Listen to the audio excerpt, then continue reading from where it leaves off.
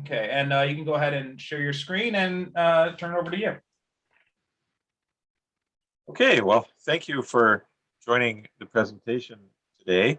I really enjoyed being part of the Writers' Conference last year by Zoom, and I'm sure you all feel like I did that it would have been really nice to meet in person, but not quite. Maybe next year. I certainly hope so. And it's been on my radar to attend in person one of these years. I was glad to do it on Zoom last year and again this year. So I'm going to talk about even in Kyoto, and I know Stephen and lives there. Could please chime in wherever I'm off the rails here, Stephen. Um, and anyone else, please. I'd love whatever feedback or insights you add to the comments I make. So, if you have a comment or question, please speak up either at the end or as we go along. So feel free to interrupt if you have any kind of comment or observation as we go through these poems that I'm going to discuss here. I'll keep track of questions in the chat as well. So if anyone wants to post their questions, I can just read them out later as well. Okay, but as we go is fine. Actually, I don't mind. This can be very interactive.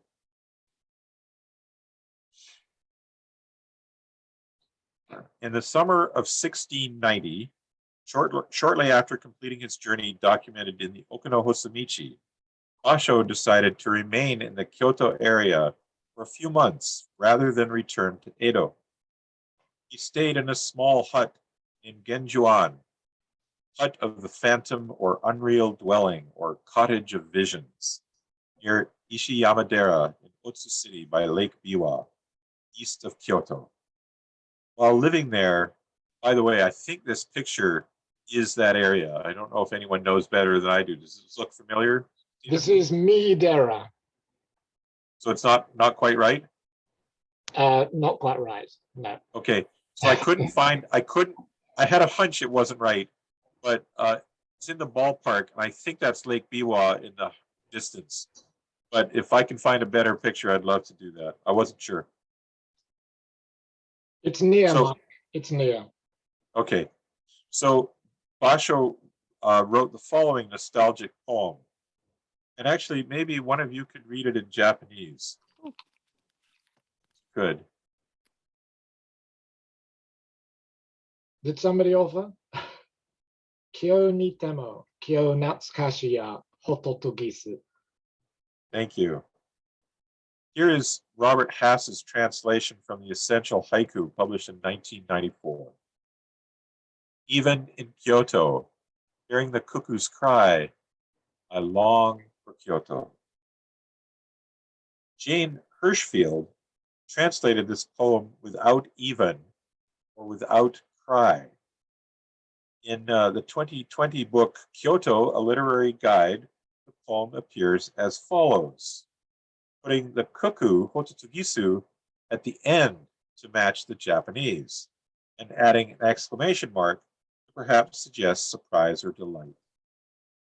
Even in Kyoto, I long for Kyoto, cuckoo. However, surprise or delight may not be part of the poem when it is so filled with longing. Perhaps the exclamation mark suggests intensity instead. Or is it suggesting that the poet himself is cuckoo for hearing this sentimental nostalgia? I call the poem nostalgic because the word natsukashi, if I'm correct here, this is where I need help, natsukashi may be translated as nostalgia. Does that feel accurate? Okay. I've got at least one thumbs up. With the wistful overtones of long time no see. Does that feel accurate? Possible overtone? I would say yes. However, it can also be a happy long time no see. Okay. I think it just depends on context, maybe. Okay.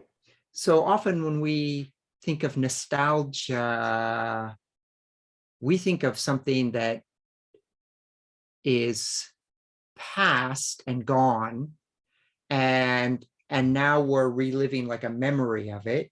But I think with Natsukashi, sometimes it can be something that is not gone, but maybe that you haven't experienced for a long time. And now you're feeling a familiar experience again. And that So- can be happy or it can be melancholy. So I use the word wistful, describing it, wistful overtones of long time no see. So in addition to matching the image order in Japanese, I might translate the haiku as follows. Even in Kyoto, I long for Kyoto, cuckoo's cry. Many variations are possible. Oops, getting ahead of myself here. Perhaps the last line could be the cuckoo or just cuckoo to reflect the Japanese, but including cry, I think, might make sense. The repetition of kyo in the original serves not only to name the city, but to invoke the cuckoo's mournful sound. This sound may imply voices of the dead who long to return to life, just as Basho longs to return to Kyoto when he is away, and to be there even when he is still present. When hearing this sound, even in Kyoto, the poet feels nostalgic for Kyoto itself, giving the poem meaning that relates to the living, not just the dead. Basho yearns for everything the city represents in both the present and the past. Indeed, as indicated in Toshiharu Oseko's Basho's Haiku, published in 1990, he says, the second Kyo is considered to be the classic Kyoto of the past, adding that that is the logical explanation. He says, I wonder, however, if that definition is necessary. Another notable trait of the poem is that cuckoo is a well-established kigo or season word, in this case for summer. This matches the time when Basho wrote this haiku, 1690. In her book, Wabi Sabi, The Art of Everyday Life, Diane Durston presents the following translation and commentary on Basho's poem. Though I am in Kyoto, I long for Kyoto, song of the night bird. She writes, with these words, Matsuo Basho, wandering poet, records an indefinable sense of longing for an ancient city, perhaps, for an entire civilization, for an ideal. He grasps the beauty that is at once exquisite and unattainable. Basho captures a need we all share for an enlightened place, or a moment in time. He misses Kyoto, not the city, but the dream. One aspect of this poem that seems to have contributed to its lasting resonance is that it readily lends itself to allusion and parody. It would seem possible to name any well-known location in the world and replace the cuckoo with a substitute image typical of that location. When the image is replaced, the poem reliably produces the same emotional yearning, yet personalizes it. Discussing Basho's poem on his blog in 2010, Don Wentworth wrote that this is a poem about memory and nostalgia, and probably more importantly, it addresses the second of the four noble truths of Buddhism. The origin of suffering is attachment. What is felt here is the sweetness, the very humanness of the pain caused by attachment. It is therefore natural that we project our own locations and our own attachments onto the poem, even if in Buddhist terms, having that attachment may be a guilty pleasure. It's an attachment to be resisted, and yet Basho still embraces his attachment, which brings to mind another poet. After Isa's daughter died and he reminded himself that the world was ephemeral, just a dewdrop world, still Isa said, and yet, still attached and in mourning, showing himself to be a grieving father unabashedly human and short of enlightened. Similar sort of emotional self-awareness and acceptance occurs in Basho's Kyoto haiku. Many poets have done exactly the same thing, proclaiming their attachments and projecting them onto Basho's poem and making haiku of their own. Poems that follow are all variations of Basho's Even in Kyoto poem, arranged by year of publication. Each one serves as an allusion, nearly all as examples of personalized longing.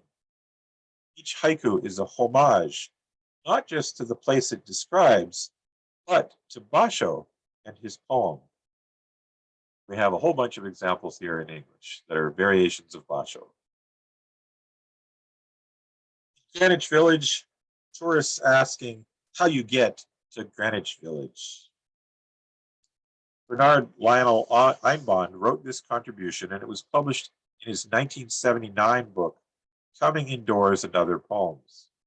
It is perhaps less directly a variation of the Basho poem, and perhaps not even a conscious allusion, but still relevant for being somewhat opposite. In this case, the tourists don't even know they are in the place, at least temporarily, where they are eager to be.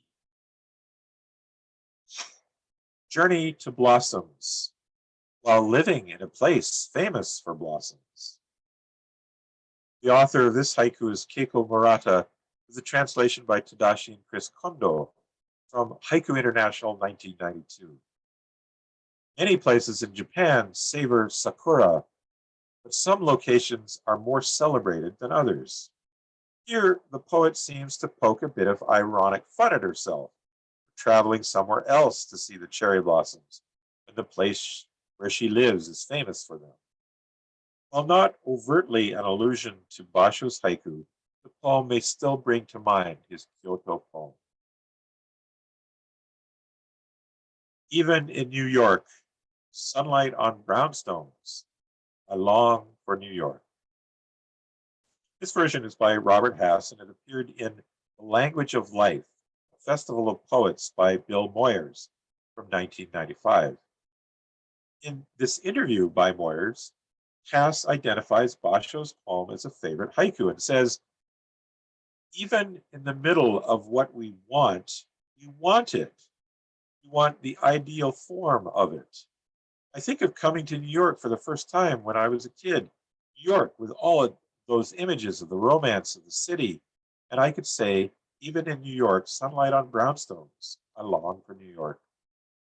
It's that kind of ideal desire. This idealization, surely, lies at the heart of Basho's haiku, along with an awareness of attachment. Even in his company, seeing his gray hair, I long for his company. Here we have a poem that focuses on a person instead of a place. It's by Gail Scher, and it appeared in my journal Woodnotes in 1995. The structure echoes Robert Hass's translation more than it resembles the original Japanese, as do many of the other poems here, perhaps because Hass's version is probably the most well-known or widely read in English. Even in Paris, watching lovers in Paris, I miss Paris. This poem by Wendy Smith appeared in Starfish in 2001. Might simplify the poem by not saying Paris 3 times, perhaps revising the middle line to say just watching lovers, or for the sake of rhythm, something like watching lovers by the Seine. The poem still does an effective job of evoking nostalgia for the French capital. Or is that really the case? Rather than longing for the city itself, she's longing for the Parisian experience of love, surely in springtime. Whatever the case, we might think of London, Rio de Janeiro, Sydney, Delhi, Cape Town, or Moscow, or any of 100 other cities, and how we might share their essence through a similar poem, whether imagined or experienced. In that sense, many of these poems offer a miniature travelogue. Anyone speak Spanish? Want to read this? I want to attempt the Spanish. Even in Cuba, if the birds sing, I long for Cuba. Ginyu magazine published this poem in 2006. The original is by Orlando Zales Estela, with the translation by Peter Bush. In this case, I might wish for a more specific mention of birds so that they might be more distinctive to Cuba. But perhaps it's a cacophony of unknown birds that is sufficiently Cuban. On the other hand, are cuckoos really distinctive to Kyoto? Would seem not, but this particular bird is still the catalyst for Bashō's nostalgia. In any case, notable here is that we have a poem in Spanish, which suggests that there must be more poems like this in other languages. Foghorns, longing for San Francisco in San Francisco. Lane Parker wrote this poem. It shows the perfect summer image to depict the city by the bay. This tribute appeared in South by Southeast in 2006 and also in the HPNC newsletter in 2008. Poems such as this capture the itness of the places they name. By the ocean, longing for the ocean. This haiku by Munira Judith Abinger was first published in Haiku Canada newsletter in 2006. The poem might be slightly muted by lacking the extra element found in the other examples, such as cuckoos, foghorns, or sunlight on brownstones. The illusion is still there, or at least the same universal feeling, even if unintentionally.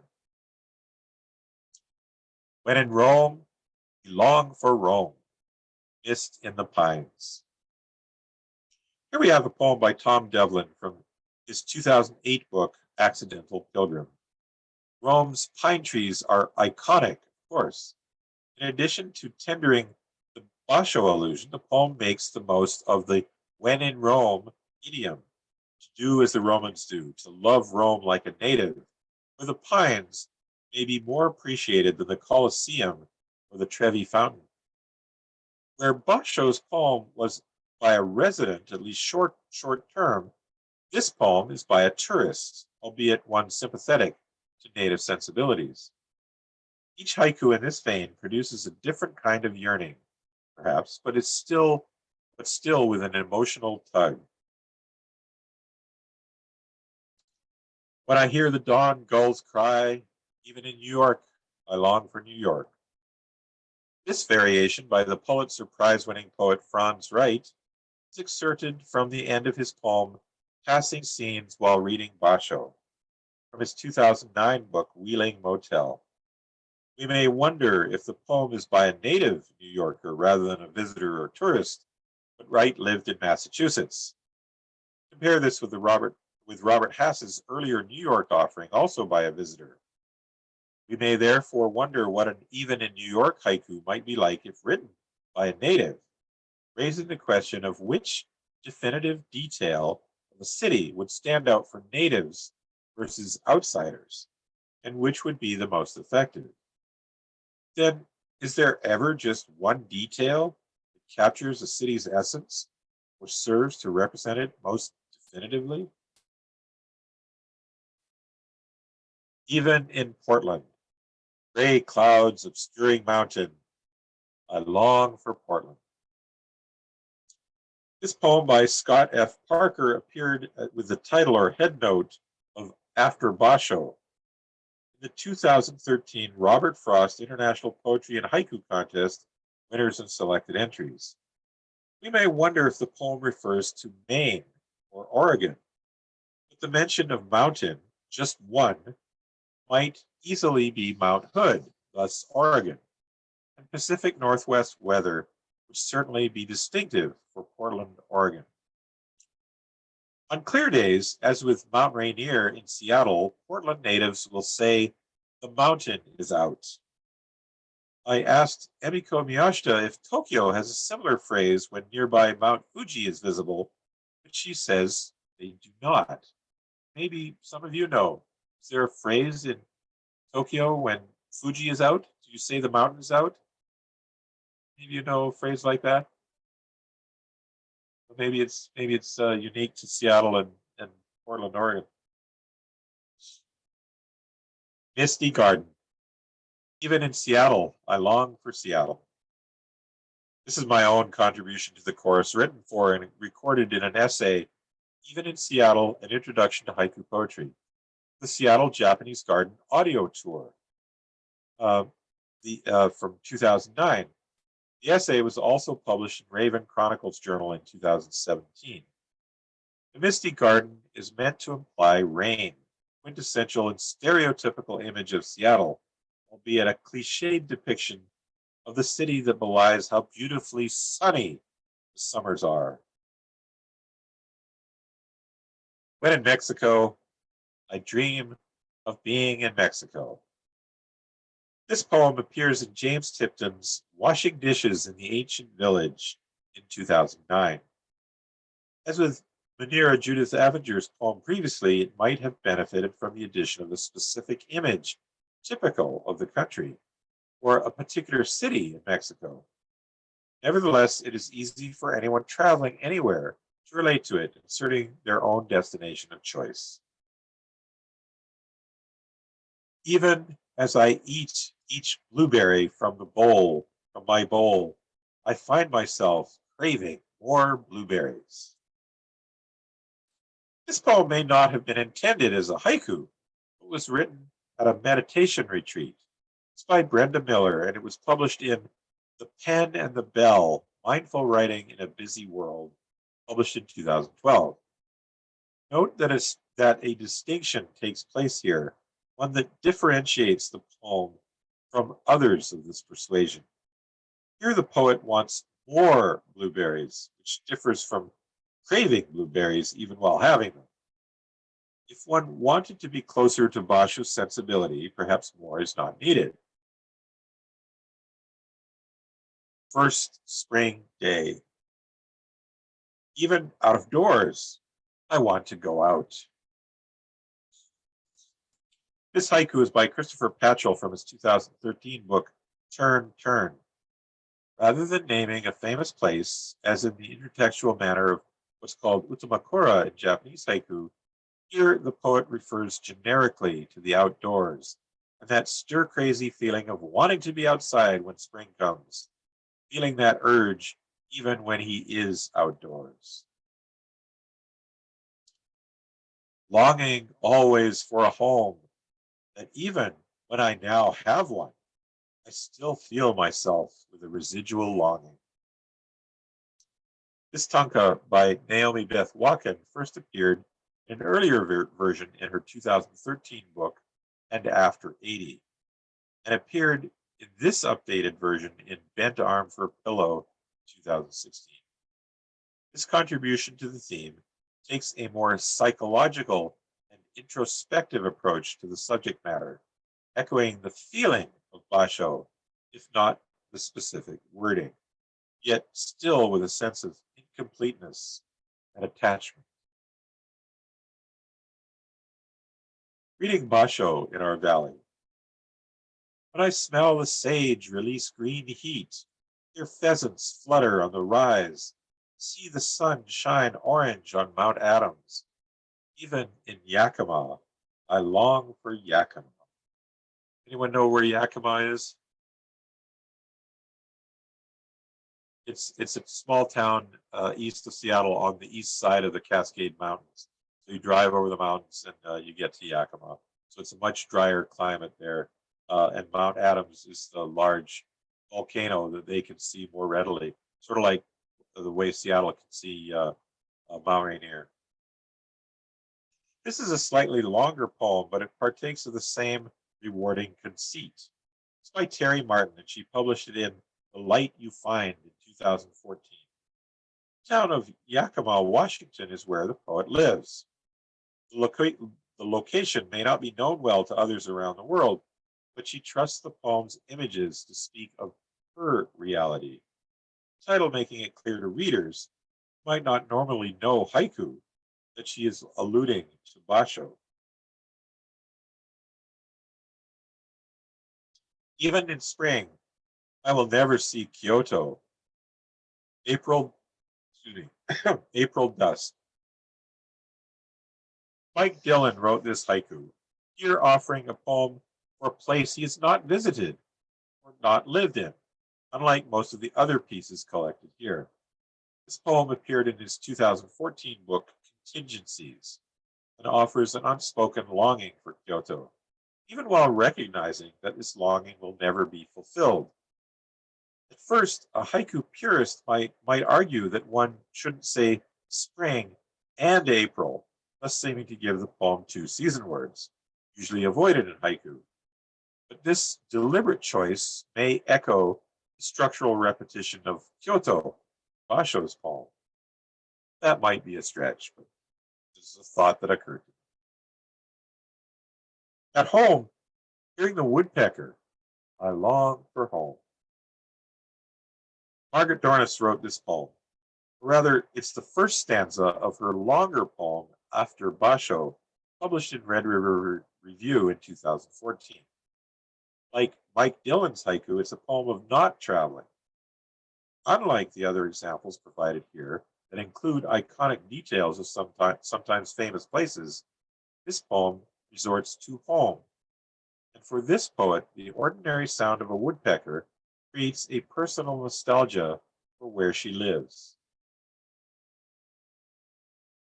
Dusk falling in Kyoto, I long for the freshness of morning in Kyoto. This haiku appeared in the Japanese forms issue of Rattle in 2015. Despite Kenny Tanamura from Basho's Hut, a haibun, about the poet's own visit to Kyoto. The poem feels less evocative than the other poems quoted here, perhaps because freshness of morning seems abstract in general, not distinctive to Kyoto. But still, it's an invocation of Bashō.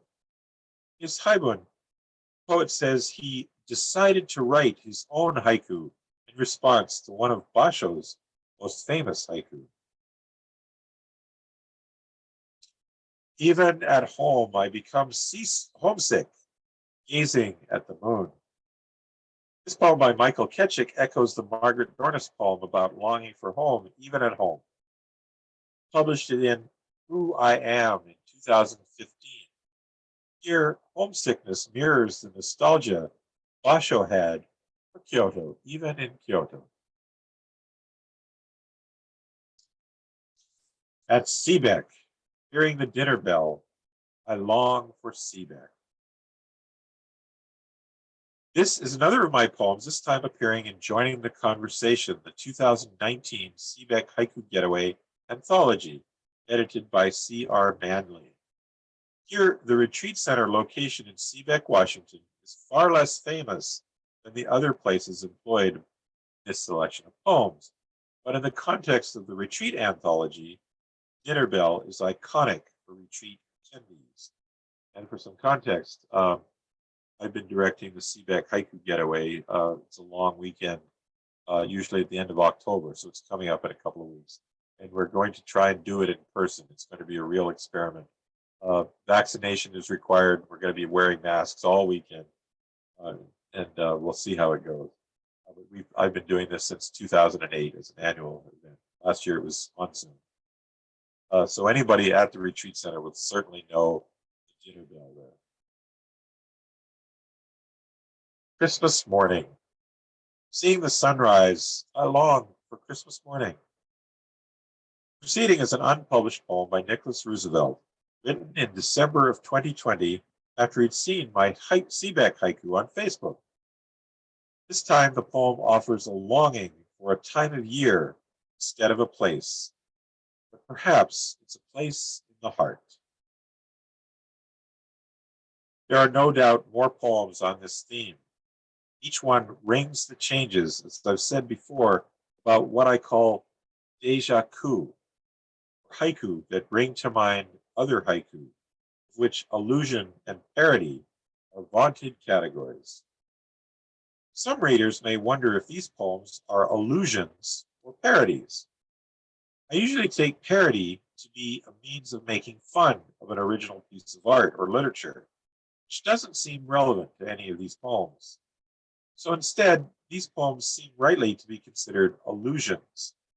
Yet, just as parodies have an air of lightheartedness to them, so too do many of the preceding allusions, where the informed reader partakes of them smilingly in the context of knowing the original, or at least I hope so.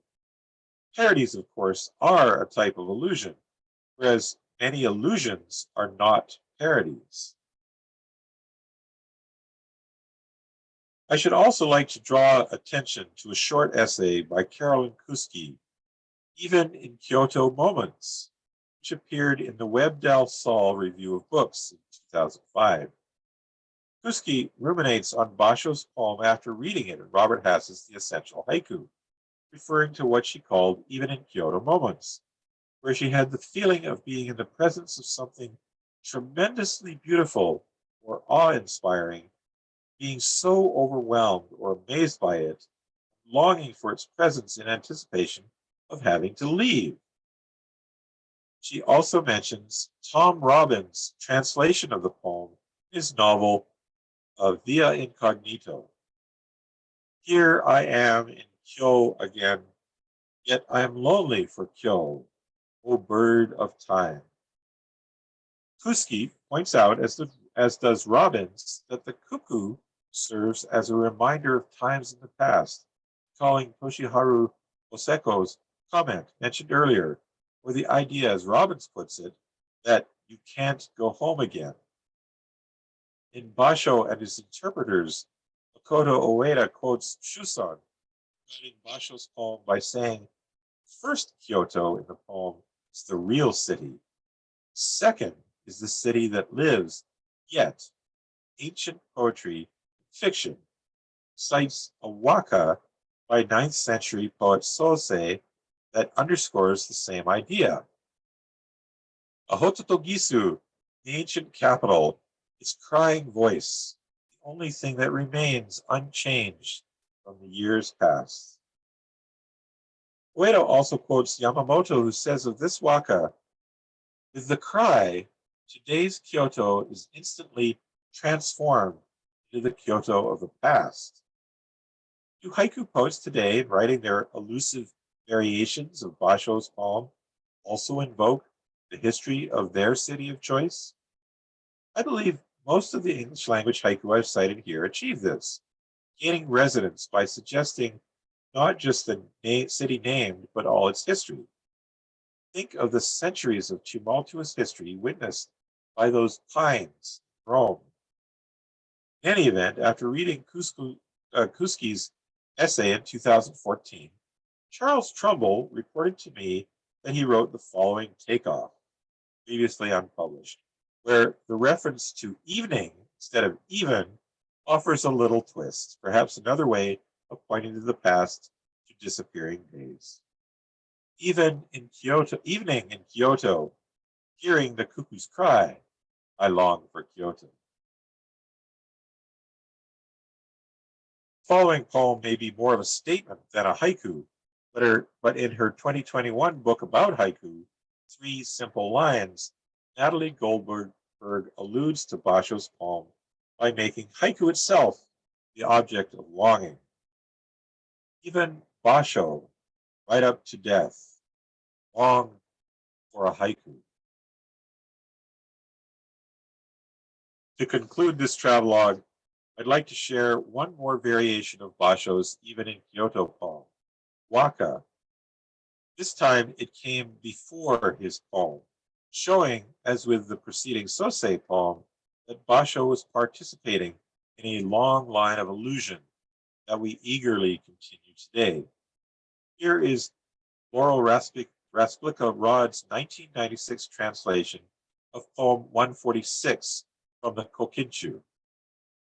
Warbling nightingale, each year as I hear your song, even that small town where once I lived and loved grows dear. Sadly, I yearn again. Another translation of this poem, perhaps simpler and smoother, is by Haruo Shirane, originally unlineated from traces of dreams, landscape, cultural memory, and the poetry of Basho. But I've lineated it here. When I hear the singing of the cuckoo, I long for even the old village where we once parted. Do overtones of parting therefore permeate Basho's poem?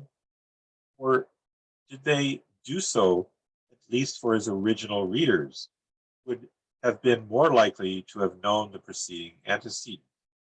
Or are they aware of the cuckoo as a traditional reminder of the city's storied past, a past that we are also parted from by time? Indeed, Kyoto has been called the city of history. Surely many of Basho's first readers knew the earlier poems, giving Basho's haiku even deeper resonance. The Kokinshu, an imperial anthology, was compiled by Tsurayuki and others in 905. Between then and that summer in 1690, when Basho composed his poem, no doubt countless others have written of similar feelings and attachments, having their own, even in Kyoto, moments. And we continue to write similar poems today. If nothing else, we can learn that there is nothing new under the sun, even and perhaps especially in Kyoto.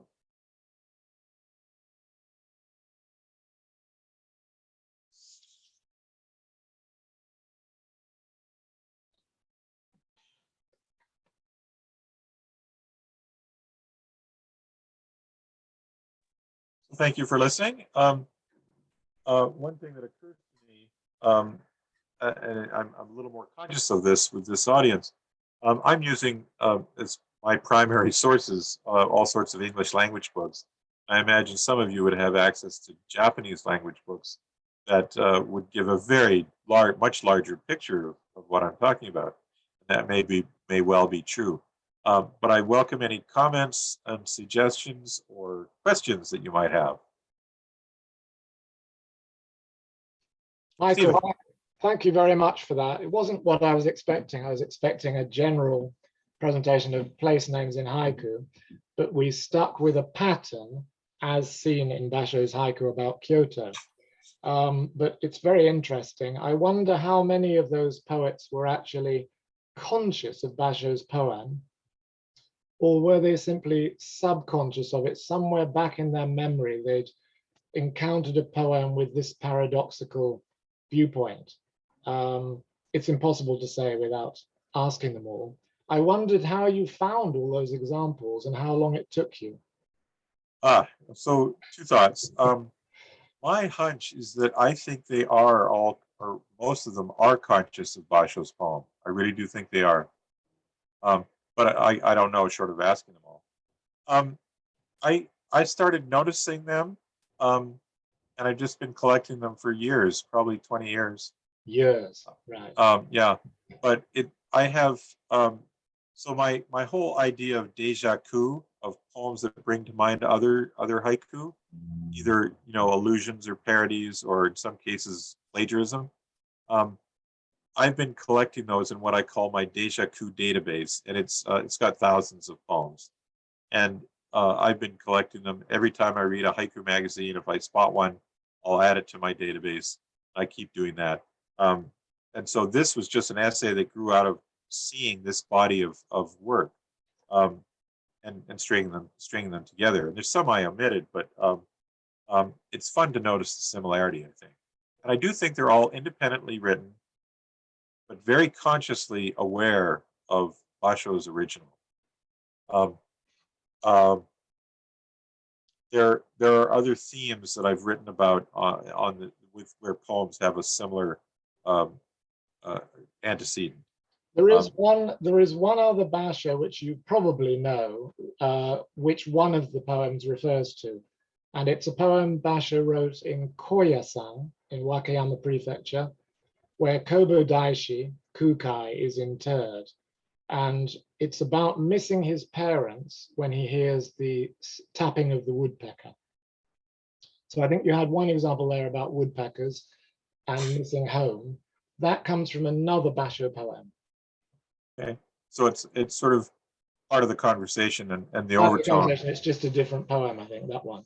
Yeah. Yeah, Anyway, thank you very much, Mike. yeah, thank you. Go So for it, I guess. the whole question of place names in haiku, Japanese and English, is a huge one, much larger than what I've done here. So I'm sorry if I disappointed at all by not tackling that larger subject. Any other comments or questions? Was I off the rails with anything that went by? Among the translations of the poem, I really liked Makoto Ueda's interpretation, because it said, I don't remember exactly how it was written, but it says only the cry of the cuckoo had remained the same. And it's a little bit different from what all the other translators did.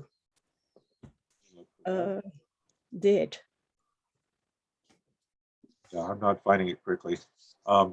Yeah, I think we could all have our favorites for sure. There's a lot of interpretation in that translation. It's not what Bashō wrote, but it is very helpful if you wish to think that way. Paul, you had a question? You're muted. Okay, can you hear me? Yeah. Yeah. Just I imagine there are some of the more famous haiku have a similar kind of presence in your database. I mean, which other haiku do you think have been treated in the same way by in English by followers? So there are different categories of that. In this case, I think this is a very positive situation where there are allusions to Basho, and it's not unfresh because they're putting their own fresh location that keeps the poem fresh and personal. Whereas I have a lot of examples of, for example, poems about people sharing an umbrella and their opposite shoulders being wet because only the middle of them is dry. And there's a surprising number of those poems. But I think in that case, they're not alluding to anything. They're just independently created. People have that experience and they write about it because it's sort of, well, precious even, but it's valued. And so they write about it, even though it's been written about by many other people. And another thing is that I've seen a lot of is somebody looking up at the moon and imagining somebody far away looking up at the same moon. And I think in the Manyoshu, there's poems like that. And, you know, there's lots over many centuries. And certainly in English, there's a lot of poems just written in the last few decades that are about that. Another series that I've written about already is poems of people watching something else that's watching something else or watching them back. And I have, I don't know, maybe 70 or 80 examples of that. And I've written 3 essays. One is people watching cats, and then people watching other animals. There's lots of examples of that. And in some cases, I think they're unfresh. They've done what's been done before. But in many cases, I think it's to be celebrated that people are independently coming at this fresh observation. And I suppose if the similarity is excessive, and if you write almost word for word by chance, like somebody else, then maybe they've beaten you to the patent office, I guess. But if it's truly arrived at independently, I think some degree of that is worth celebrating. Because I see haiku as a poetry of empathy. As we empathize with situations and write about them, we're bound to write similar things. And that's one of the revelations about déjà vu, which, you know, some people think it's a pejorative because of plagiarism, that it's a bad thing to write a déjà vu. I don't think so at all, except in the worst cases. That if you write similarly to somebody else, that's just an expression of our shared existence. And I think that's wonderful. Thank you. I don't know if I've wandered far off from your No, question. no, or that not. was interesting. Thank you. Thank you very much. Other questions? Hi, Leanne? hi. It's not a question, but a kind of a reaction to hearing them all at once. I had a strange reaction with the accumulation, and I lost the sense of place. I felt it was pulling on my desire or human longing for something. So the thread that I felt was longing and the human emotion, the longing for something or hunger. So they all became connected in that for me, even though the place read individually in a journal or, on a poster on a bus or something, they're beautiful. But read as read as a list like that became like a long performance of like a list poem or something. A beautiful effect, but I had a kind of uneasy feeling like, don't I long for anything? Or, by the end of it. Interesting So effect. that it sort of changed, the place became less important than the feeling. Yeah, for me. Yeah, but- and the accumulation of the Yeah. feeling added up. Yeah, I like Yeah. that. There is the other side of the coin is it just a formula? And I could ask you to take a turn, write a poem, pick your favorite place and something that fits with it. And I would hope we could do it with feeling and actually still write an effective poem if we were to do that right now. But I don't know. Trying to think of a cliche example, but I can't.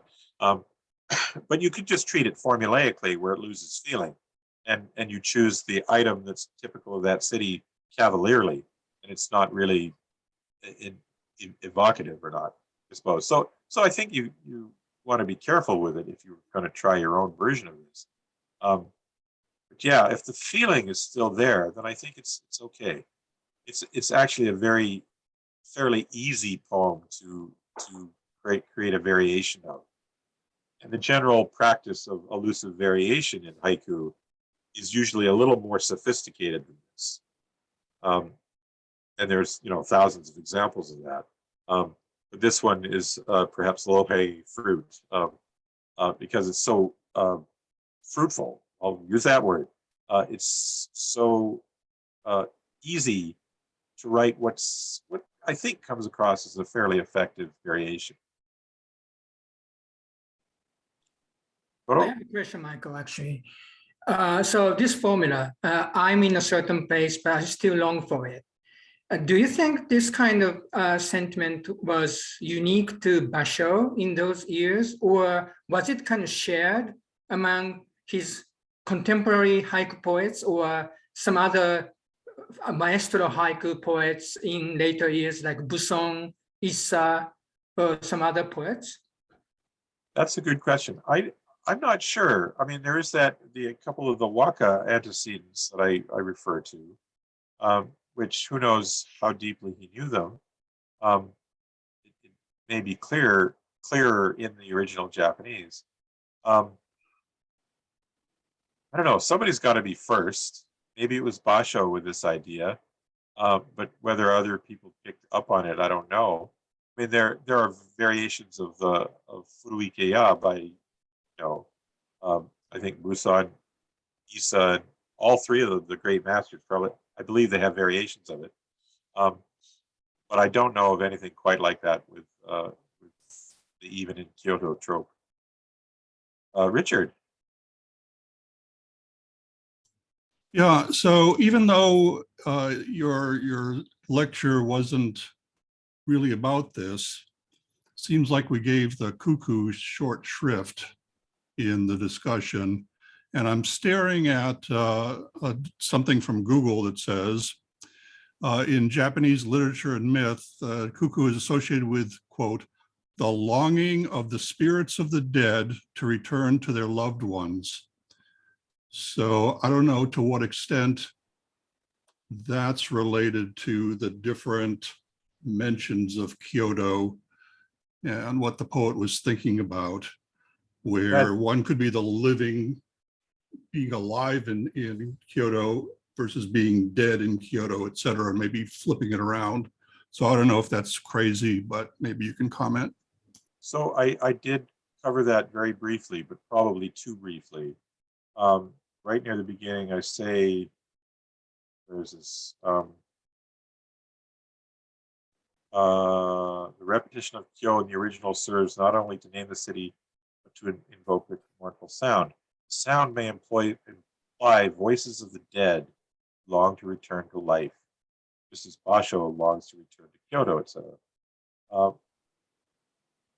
See, when hearing this sound, even in Kyoto, the poet feels nostalgic for Kyoto itself, giving the poem meaning that relates to the living, not just the dead. But yeah, I think I could unpack that a bit more and relate it to what you say. And you're right. I don't talk about the cuckoo very much and the significance of its meaning in Basho's poem. So that's a good avenue of exploration. Yeah, it just seems like the cuckoo in Japanese mythology, let's say, is the elephant in the room in some sense because it's so loaded with meaning. So that's all I'm getting at. Thanks. Thank you. Okay, so that's about the end of the time for this session. So before we wrap up, I'd like everyone to please give Michael a round of applause. Thanks, Michael. Thank you all. Okay, thank you very much. We've got Karen Hill Anton will be the next session starting at 2 o'clock. Thanks, everyone. Thank you. Hi. Thank you.